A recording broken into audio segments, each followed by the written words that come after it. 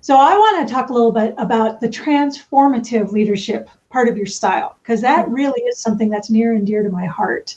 And so I'd like to hear what that means to you. And it's touched a little bit with what we're talking about. So I feel, and my framework is based on the premise that in order to achieve the most exceptional results, because I have this theme that great is not good enough anymore. You have to be exceptional. In order to achieve those exceptional results that are going to set you apart in a very competitive market, regardless of the industry that you are, you have to first transform the way you operate. So the transformation starts within. Starts with awareness of the conditioning that we all have. You have to go sometimes to your childhood or your adolescence or a relationship you had with a loved one, spouse, or friends. The way that we show up at work is always a reflection of how we are trying to protect ourselves from interaction with humans, with other people, right? Because it activates the fight or flight.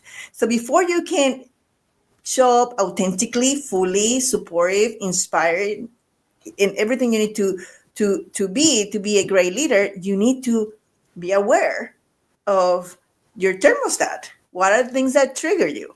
And that is the dirty work that you were talking about, like starts within. And then you can start projecting that outside with being transformational with your teams. Like how you transform it is how you help them grow. We're all here in this planet to grow. If you're not growing, you're dying, right? And so how you support their evolution as professionals, as people, as community members.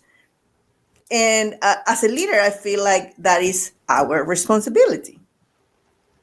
So you don't expect them to leave their human beingness at the door when they come to work. Absolutely not.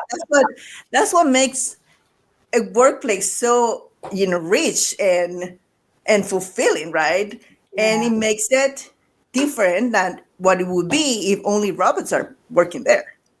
Yeah, absolutely. Especially in an age where we may not be far off from having that, choice to have only robots working there for a lot of different fields. Right. Know? But that is why exceptional leadership is the differentiator going forward, because AI can tell you what to do, how to do it, but as long as there is any human in the room, AI cannot empathize and understand and be compassionate with everything that's happening to that person. I mean, think about it. At any given time, your highest performer could be fighting with their spouse, their parents could be ill, their kids can be in trouble, they might be in financial stress, they might have caught the flu, or so many things that can happen. Yet we expect them to perform like everything is 100% tuned and life is full of roses and unicorns when it's not. Yes, absolutely. Yes. And one thing I keep seeing, and maybe you see this with your clients as well, is that the more it looks like we're going to start relying on AI, the more we add technology, the more we bring in these technological marvels that can't empathize, the leaders that can are going to be the ones to be supercharged for the future. Yes. I mean, these are the people that if they can smell what's cooking, and they know what's coming, they're actually aligning themselves to be the next generation of superstars. Yes, absolutely.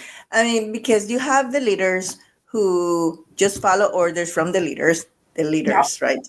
You have the bosses that follow orders from the leaders. And then you have the managers that maybe can keep a nice flow of the now. And then leaders are the visionaries who can anticipate what the next strength, what the next challenge, what's the next turn that needs to happen, and can accommodate everyone's broken emotions and fears and, anxiety as well. We're changing everything.